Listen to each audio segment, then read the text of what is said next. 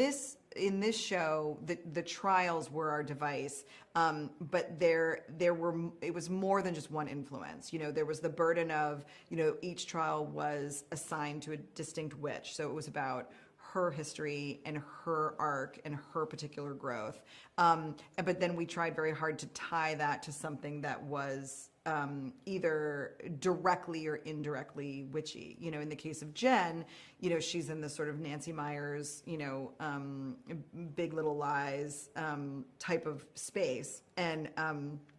And that's not, you don't think of witches in that space, but I do, because like those are like covens of powerful, duplicitous women. And so, you know, that seemed, especially for the first trial, it seemed like such a fun place to start, such an unexpected environment for our witches. And also the idea of like the second they step in, they transform. I wanted the first trial to be the most startling transformation. So to have them go from their road kits like into their, you know, coastal grandma chic looks seemed like the sort of biggest jump.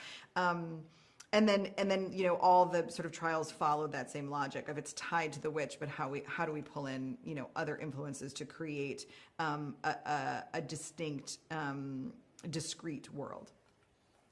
So with Agatha All Along, I think what people can expect is, you know, a fun, scary ride. You know, that is how the show is pitched. That's what you see in the trailer. And it has all of those thrills and delights in kind of a horror comedy space.